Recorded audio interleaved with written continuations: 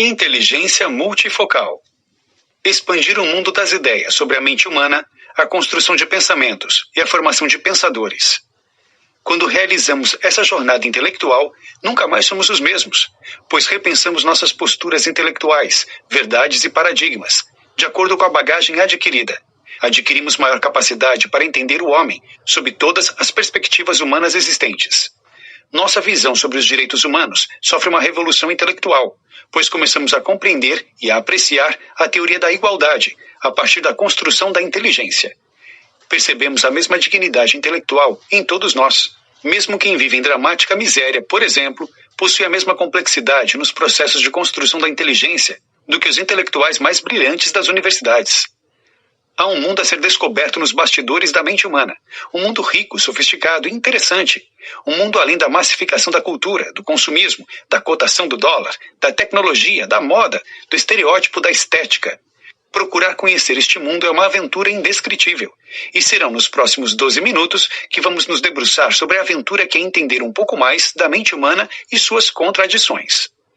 O homem moderno e a crise de interiorização. Uma das mais importantes explorações do homem, ou a maior delas, é a exploração de si mesmo, do seu próprio mundo intrapsíquico.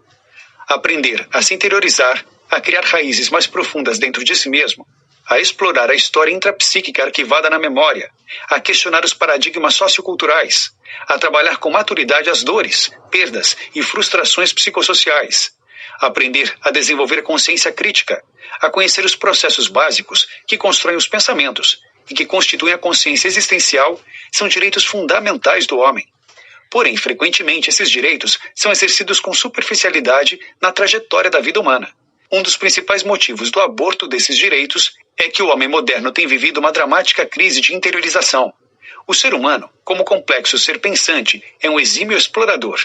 Ele explora, ainda que sem a consciência exploratória, até mesmo o meio ambiente intrauterino, através dos malabarismos fetais e da deglutição do líquido amniótico. E ao nascer, em toda a sua trajetória existencial, explora o mundo que o envolve, o rico pool de estímulos sensoriais e interpreta-os. A síndrome da exteriorização existencial. A tendência intelectual natural do Homo sapiens, desde a aurora da vida fetal até seu último suspiro existencial, é seguir uma trajetória de construção intelectual superficial. Uma trajetória socioeducacional em que ele pouco se interioriza, pouco procura por si mesmo e pouco conhece a si mesmo. Procurar a si mesmo é explorar e produzir conhecimentos sobre os processos de construção da inteligência, ou seja, sobre os processos de construção dos pensamentos, sua natureza, cadeias psicodinâmicas, limites, alcance, lógica, praxis, bem como sobre a formação da consciência existencial, da história intrapsíquica arquivada na memória, as bases que sustentam o processo de interpretação e as variáveis que participam do processo de transformação da energia emocional. Quem sai do discurso intelectual superficial e procura velejar para dentro de si mesmo e vive a aventura ímpar de explorar sua própria mente, nunca mais será o mesmo, ainda que fique perturbado num emaranhado de dúvidas sobre o seu próprio ser. Aliás, ao contrário do que dizem os livros de autoajuda, a dúvida é o primeiro degrau da sabedoria. Algumas convenções: a mente humana, a inteligência e a personalidade. Aqui o termo mente é usado como ambiente onde se processa as faculdades intelectuais, onde se desenvolve a inteligência. A mente humana possui, nestes textos, alguns termos equivalentes: a psique, a alma ou campo de energia psíquica. A inteligência é um conjunto de estruturas psicodinâmicas derivadas do amplo funcionamento da mente. É a capacidade de pensar, se emocionar, ter consciência. Ela é constituída de 4 grandes processos, tais como construção de pensamentos, transformação da energia emocional, formação da consciência existencial e formação da história existencial arquivada na memória.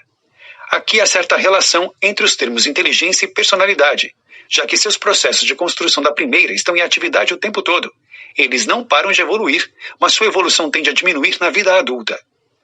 A arte da observação e da análise multifocal. Até um mendigo é uma pessoa complexa, rica intelectualmente e interessante de ser observada e analisada. Muitos deles, quando se aproximam uns dos outros, logo estabelecem uma relação interpessoal e trocam diálogos, pois não têm preconceitos socioculturais, não precisam ostentar status ou provar qualquer coisa para estabelecer confiabilidade. A mercadoria de troca interpessoal entre os mendigos é o que eles são e não o que eles têm, diferentemente de grande parte das relações nas sociedades modernas. Até entre as pessoas que vivem em condições miseráveis e que são totalmente desprotegidas socialmente, é possível apreciar o espetáculo da construção de pensamentos e contemplar lições existenciais. Uma pessoa psicótica também possui um admirável funcionamento da mente, ainda que desorganizado. Na esquizofrenia, o eu perde o controle da leitura da memória e da utilização dos parâmetros psicossociais na construtividade das cadeias dos pensamentos, o que gera a produção de delírios e alucinações. Apesar disso, as pessoas portadoras de psicoses são seres humanos altamente complexos e que deveriam ser valorizadas, ajudadas e acolhidas. Os computadores jamais conseguirão ter a consciência existencial.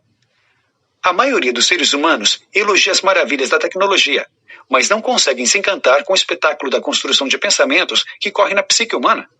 Não conseguem compreender que a consciência existencial expressa, por exemplo, pela consciência da solidão e das dores emocionais, os termos mais sofisticados do que milhões de computadores interligados. Os computadores jamais passarão de escravos de estímulos programados, ainda que incorporem um processo de autoaprendizagem e levem em consideração a lógica paraconsistente, ou seja, que admitam contradições das informações. É cientificamente ingênuo dizer que os computadores produzem uma realidade virtual, pois eles não têm consciência existencial de si mesmos. Eles não existem para si mesmos e, portanto, não têm consciência da organização das informações que expressam nas telas de vídeo. O autoritarismo das ideias e a ditadura do discurso teórico. As ideias, como um conjunto organizado de pensamentos, servem para definir, conceituar e caracterizar os fenômenos que observamos. Por sua vez, o discurso teórico, como um conjunto organizado de ideias, serve como instrumento intelectual para teorizar, discorrer, descrever um conhecimento mais complexo e abrangente desses fenômenos, bem como das micro e macro relações que eles mantêm com outros fenômenos. As ideias, expressas por conceitos, hipóteses e postulados, são os tijolos de uma teoria. Uma teoria se expressa por meio de um discurso, que chamo de discurso teórico. As ideias e os discursos teóricos são instrumentos fundamentais da ciência. Aliados de ideias podemos desenvolver relações interpessoais, nos comunicar, desenvolver atividades de trabalho. Por sua vez, por meio dos discursos teóricos, ou seja, pela manipulação de uma teoria, podemos produzir conhecimento, construir argumentações científicas, organizar postulados, derivar hipóteses, predizer fenômenos. Porém, apesar de as ideias e discursos teóricos definirem, conceituarem e descreverem os estímulos psíquicos, sociais, biológicos, físicos, químicos, enfim, todos os fenômenos e objetos de estudo, etc., elas são e serão sempre devedoras de suas realidades essenciais. Temos duas grandes limitações científicas que poucos cientistas desconhecem. Primeiro, o conhecimento sobre os transtornos depressivos. Por mais avançado que seja, terá sempre uma dívida com os mistérios que envolvem essas doenças e que ainda não foram descobertos. Segundo, o conhecimento. Mesmo se a civilização humana vivesse milhões de anos, terá sempre uma dívida com a realidade intrínseca da energia contida nos transtornos depressivos ou de qualquer outro fenômeno estudado pela ciência. Os 7 procedimentos multifocais e as 5 mesclagens de contrapontos intelectuais. Estes procedimentos não são utilizados em sua maioria na pesquisa acadêmica, mesmo nas teses de doutorado.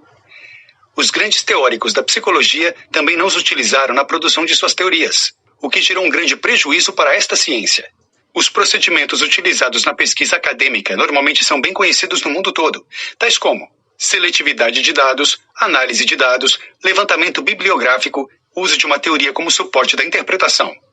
Os 7 procedimentos utilizados por Cury são: a arte da formulação de perguntas, a arte da dúvida, a arte da crítica, a busca do caos intelectual para se processar a descontaminação da interpretação, a busca do caos intelectual para expandir as possibilidades de construção do conhecimento, a análise das causalidades históricas e das circunstancialidades biopsicossociais, e a análise dos processos de construção das variáveis de interpretação na mente. As 5 mesclagens de contrapontos intelectuais, MCI, utilizadas foram: 1. Mesclagem entre a liberdade contemplativa de observar os fenômenos com a disciplina empírica no processo de observação e seleção dos mesmos. 2. Mesclagem entre a liberdade de interpretar os fenômenos com a reorganização e reorientação contínua do processo de interpretação. 3. Mesclagem entre a utilização do caos intelectual para esvaziar tanto quanto possível as distorções preconceituosas e os referenciais históricos contidos no processo de informação da personalidade, com a utilização desse caos para expandir as possibilidades de compreensão dos fenômenos e de construção do conhecimento. 4. Mesclagem entre a liberdade da produção do conhecimento com a reciclagem crítica e contínua da mesma. 5. Mesclagem entre a análise das variáveis da interpretação, fenômenos, com a análise dos sistemas de cointerferências que elas organizam para gerar o funcionamento da mente e a construção das cadeias de pensamentos. A arte da pergunta, da dúvida e da crítica. A arte de perguntar é mais importante do que a arte de responder. Aliás, a maneira como se pergunta pode produzir um autoritarismo das ideias, pois estabelece as diretrizes das respostas. Antes da busca das respostas, antes da produção de conhecimento, é necessário fazer não apenas algumas perguntas, mas múltiplas perguntas sobre os fenômenos que estamos observando e interpretando. Devemos ainda não apenas formular perguntas multifocais sobre os fenômenos e suas micro e macro relações, mas perguntas sobre as próprias perguntas, suas dimensões, seus limites e alcance. Os procedimentos multifocais usados como vacina intelectual. A busca do caos intelectual, no processo de observação e interpretação dos fenômenos psíquicos, abre algumas janelas psicossociais e filosóficas para expandirmos as possibilidades de compreensão sobre as origens, limites, alcance, praxis, natureza dos pensamentos e da consciência existencial. É mais fácil desenvolver o autoritarismo do que a democracia das ideias, do que redirecionar o processo de observação, interpretação e produção de conhecimentos por meio do exercício da consciência crítica do eu. Os antídotos intelectuais contra o autoritarismo nas relações humanas são multifocais. A. Compreender que a democracia das ideias é uma inevitabilidade. B. Respeitar o ser humano na sua integralidade. C. Considerá-lo capaz de pensar e escolher seus próprios caminhos. D. Estimular a revolução das ideias que ocorre na sua mente e procurar contribuir para que ela seja redirecionada para desenvolver a revolução do humanismo, da cidadania e da capacidade crítica de pensar. Os piores inimigos das teorias. A anti-essencialidade da consciência existencial, o sistema de encadeamento distorcido da construção de pensamentos e a infinidade dos fenômenos microessenciais revelam que a ciência é invariavelmente inesgotável. Por isso, todo conhecimento, toda teoria científica, toda verdade científica, produzida em livros, gravada em disquetes, debatida nas universidades, aplicada nos laboratórios e nas empresas, é intensamente restritiva em relação à inesgotabilidade da própria ciência. O Homo Interpres e o Intelligence. Homo Interpres é o homem inconsciente, representado pelos territórios da memória e pelo conjunto de fenômenos inconscientes que produzem o funcionamento da mente humana, dos quais destaca o fenômeno RAM, da psicoadaptação, da autochecagem, da âncora da memória, do alto fluxo. Eles são responsáveis pelo registro das informações na memória, pela leitura da mesma e pela construção das cadeias de pensamentos e das reações emocionais. Homo Intelligence é o homem consciente, representado pelo eu, o grande fenômeno consciente da inteligência. Por meio do eu, temos a consciência existencial, ou seja, a consciência de que existimos e de que há um mundo que existe e pulsa ao nosso redor. Além disso, temos a consciência de que pensamos e nos emocionamos e podemos administrar os pensamentos e as emoções. O Homo Intelligence é o resultado do Homo Interpres, pois todos os fenômenos que produzem a nossa consciência são inconscientes. Para confirmar esse fato, basta citar que não sabemos como penetramos nos labirintos da memória e resgatamos as informações que constituem os pensamentos conscientes. O eu faz leitura da memória e constrói cadeias de pensamentos. Porém, ao contrário daquilo em que até hoje a psicologia acreditou, a maioria dos pensamentos que diariamente produzimos não é produzido debaixo do controle consciente do eu, mas pelos complexos fenômenos que estão imersos no campo de energia inconsciente da alma humana. A memória. O senso comum confunde erroneamente memória com inteligência. Para ele, quem tem melhor memória ou melhor capacidade de lembrança é mais inteligente. Esse conceito é desprovido de fundamento, pois estudaremos que, ao contrário do que milhões de educadores pensam, não existe lembrança. Não há lembrança das informações contidas na memória, mas reconstrução das mesmas. Esse fato rompe com um dos mais sólidos paradigmas que sustentam a educação clássica. Os professores enfileiram os alunos durante toda a vida escolar para lhes transmitir informações, tendo a falsa crença de que a memória é um depósito delas.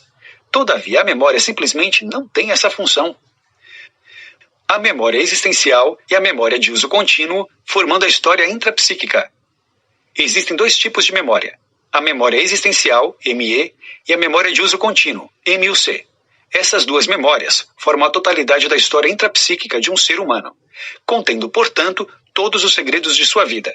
A memória existencial representa as experiências que vão sendo registradas ao longo da vida, e a memória de uso contínuo representa as informações que vão sendo usadas e rearquivadas continuamente, tais como os endereços das residências e dos e-mails, os números telefônicos, as fórmulas matemáticas, as palavras que compõem uma língua. Por que conseguimos nos lembrar de maneira mais exata de determinadas informações? Porque elas são usadas continuamente e, consequentemente, são novamente arquivadas, ficando mais disponíveis para serem lidas. Se deixarmos de usar determinadas informações, elas vão sendo substituídas e arquivadas na memória em zonas de acesso mais difícil. O passado não é lembrado, mas reconstruído. Os processos de construção da inteligência, desencadeados pela leitura da história intrapsíquica, principalmente pela memória existencial, são tão complexos que, ao estudá-los, compreendemos que não existe a recordação ou lembrança original das experiências do passado, mas uma interpretação em que reconstruímos essas experiências no palco de nossas mentes. Os pensamentos dialéticos. Os pensamentos dialéticos são conscientes, lógicos, bem organizados em cadeias psicodinâmicas, bem definidos psicolinguisticamente, gerenciados com facilidade pelo eu e, por isso, são utilizados com frequência na análise, na síntese das ideias, nos discursos teóricos, na produção científica, na produção tecnológica, nas relações sociais. Os pensamentos dialéticos são expressos com facilidade na comunicação social e interpessoal, pois são facilmente codificados pelo sistema nervoso central e pelo aparelho fonador. Por isso são chamados aqui de pensamentos dialéticos. Os pensamentos dialéticos, no entanto, têm dimensões muito maiores do que a expressa pela comunicação social e interpessoal por meio da verbalização. Por isso, frequentemente, temos a sensação de que as palavras não conseguem expressar o conteúdo dos nossos pensamentos, das nossas ideias. A dimensão das ideias é maior do que a dimensão das palavras. O eu é produzido paradoxalmente por processos inconscientes. Um dos mais complexos paradoxos intelectuais é expresso pelo gerenciamento do eu sobre a construção de pensamentos. O eu, embora ocorra nos palcos conscientes da inteligência, vive um paradoxo intelectual indescritível, pois organiza inconscientemente a construção de pensamentos, a racionalidade humana. Ele lê a memória, organiza as RPSs e produz as cadeias de pensamentos conscientes. A construtividade do mundo das ideias, que promove toda a racionalidade dialética, toda a ciência, toda a produção de arte, toda a comunicação social, enfim, toda a consciência existencial do eu sobre o mundo que somos, em que estamos, é produzida por processos inconscientes, que são operacionalizados nos bastidores da psique. O homem é um engenheiro quantitativo e não qualitativo de ideias. O homem, em detrimento de possuir uma inteligência complexa, expressa pela construção de pensamentos, gerenciada ou não pelo eu, historicamente pouco se interiorizou e se interessou em procurar conhecer os processos e fenômenos que estão envolvidos na construção dos pensamentos, em procurar conhecer os elementos mais íntimos que nos constituem como seres pensantes. É mais confortável se postular como um semideus do que ser alguém que se investiga, que se indaga, que duvida de si mesmo, que questiona a validade, os limites e o alcance das suas ideias. Toda macro ou microditadura nasce da aversão à arte da formulação de perguntas, à arte da dúvida, à arte da crítica. Os limites da consciência como rei-eu dos processos de construção dos pensamentos. É difícil realizar a conquista psicossocial das funções mais nobres da inteligência. O gerenciamento do eu sobre os processos de construção dos pensamentos é difícil de ser conquistado, pois construir pensamentos não é apenas um atributo do eu, mas pelo menos de 3 outros fenômenos intrapsíquicos. Por isso o homem tem uma produção intelectual extremamente complexa, o que gera alguns entraves importantíssimos no gerenciamento do eu sobre a racionalidade humana. Os mordomos da mente educando silenciosamente o eu. Não deveríamos considerar a rica construção de pensamentos produzidos pelos mordomos da psique humana como um problema. Pelo contrário, ela é de fundamental importância. Sem essa rica e inevitável construção de pensamentos, a vida humana se tornaria um tédio insuportável, uma solidão indescritível, pois ela é a mais importante fonte de entretenimento humano. Além disso, sem a rica construção de pensamentos produzida pelos mordomos da mente, a história intrapsíquica e o eu não se desenvolveriam. O fenômeno da autochecagem da memória e a história intrapsíquica. O fenômeno da autochecagem é o fenômeno que lê automaticamente a memória. É o primeiro fenômeno que atua na inteligência. Diante de um estímulo qualquer, seja um pensamento ou um estímulo físico, ele é acionado e em milésimos de segundos lê a memória, assimila seu conteúdo e, consequentemente, produz as primeiras reações no cerne da inteligência. Como temos contato com centenas de milhares de estímulos por dia, o fenômeno da autochecagem é acionado também centenas de milhares de vezes. A ansiedade vital. Todo ser humano vive continuamente, nos bastidores da sua mente, uma ansiedade vital. Ninguém pode se livrar da ansiedade vital. A ansiedade vital é diferente da ansiedade patológica, da tensão emocional doentia, que normalmente é angustiante e frequentemente é acompanhada de sintomas psicossomáticos. A ansiedade vital é fundamental no processo de leitura da história intrapsíquica e de construção da inteligência. A ansiedade vital anima e provoca, psicodinamicamente, os processos de construção dos pensamentos, da consciência existencial e as transformações da energia emocional e motivacional. A âncora da memória e os 3 deslocamentos que sofre. A âncora da memória é um fenômeno intrapsíquico inconsciente que desloca e é deslocada psicodinamicamente pelos 3 outros fenômenos que fazem a leitura da história intrapsíquica: fenômeno da autochecagem da memória, fenômeno do autofluxo e o eu. Nem toda memória está disponível para ser lida. A âncora da memória é difícil de ser definida, mas em síntese ela se refere a um foco ou território de leitura da memória num determinado momento da existência. A âncora da memória fornece um grupo de informações psicossociais que ficam disponíveis para serem utilizados pelos fenômenos que leem a memória e constroem pensamentos. A liberdade de pensamento e sua relação com a âncora da memória. Podemos ficar chocados ao constatar, diante dessa exposição, que a liberdade de pensamento tão sonhada na história humana, tão almejada na filosofia, tão procurada pelos direitos humanos, não é tão fácil de ser alcançada, mesmo em condições sociais adequadas. A liberdade plena de pensamento nem sempre é conquistada pelo eu, mas dirigida inconscientemente pelos deslocamentos da âncora da memória, que restringe o território de leitura da memória. Quando produzimos pensamentos, nós nem sempre temos uma livre escolha das informações, nem sempre temos a livre escolha das ideias, devido à restrição da disponibilidade histórica imposta pela âncora da memória. Grande parte dos pensamentos, gerenciada e produzida pelo eu, não foi, na realidade, gerenciada e produzida com plena liberdade de escolha, mas dentro dos limites da âncora da memória. Por isso é necessário aprender a conquistar na ciência, bem como na vida cotidiana, o máximo de liberdade possível no processo de construção de pensamentos. A construção de pensamentos gera uma inteligência multifocal difícil de ser gerenciada. O eu é o fenômeno que expressa a vontade consciente do homem. Sem esta, o homem é um ser que vaga irracionalmente como os demais seres da natureza. Se fôssemos capazes de destruir o eu, estaríamos encerrados na mais terrível solidão. Existiríamos sem ter consciência de que existimos. As psicoses esquizofrênicas comprometem a estrutura e a lógica do eu, por isso elas são graves. Todavia, quando ajudamos os pacientes em surto psicótico a desacelerar seus pensamentos, eles organizam o processo de leitura da memória, constroem pensamentos dentro dos parâmetros da realidade e rompem com seus delírios e alucinações. Desacelerar o fluxo dos pensamentos e alargar os territórios de leitura da memória é fundamental para que o eu possa administrar a produção dos pensamentos com lógica. A terapia multifocal e o gerenciamento do eu. Por que o eu tem tanta dificuldade em gerenciar o campo de energia psíquica? Esse assunto nunca foi estudado na psicologia, embora ele seja o centro da própria psicologia e da ação de todos os psicólogos. Por que tratar de um paciente deprimido, com síndrome do pânico ou transtorno obsessivo é um processo lento e complicado? Se o mundo das ideias e das emoções é tão criativo, por que temos dificuldade em subjugá-lo? Os cirurgiões fazem um milagre no corpo. Em horas, são capazes de extrair um tumor ou uma úlcera, mas os terapeutas demoram semanas, meses ou às vezes anos para levar um paciente à resolução de uma doença psíquica.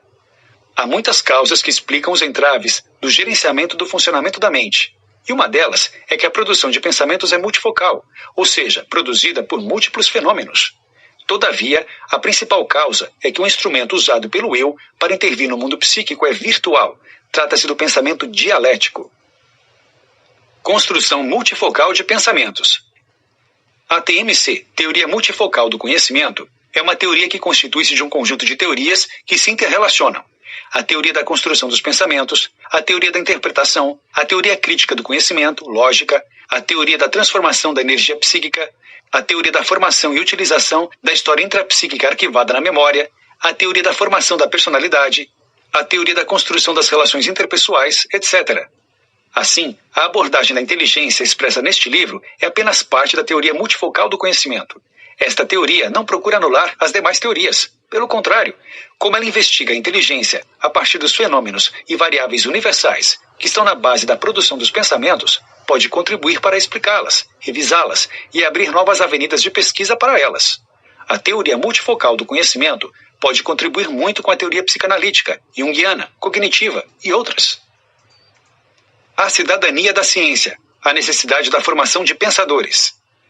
Existe um termo que chamo de cidadania da ciência, que reflete a preocupação que todo pensador ou cientista deveria ter em relação à sua produção de conhecimentos, que é de procurar socializá-la, humanizá-la.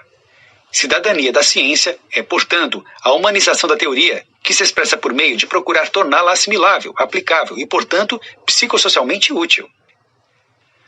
Há um mundo a ser descoberto nos bastidores da mente. Todas as teorias, ideologias sociopolíticas, produções artísticas, poesias, discursos literários, diálogos interpessoais, etc., são peças intelectuais, construídas nos bastidores inconscientes da inteligência e expressas na crosta ou palcos conscientes da mesma. Temos consciência da produção intelectual que geramos, mas não temos consciência dos processos que geram essa produção intelectual nos bastidores inconscientes. Portanto, há um mundo a ser descoberto no âmago intrapsíquico de cada ser humano.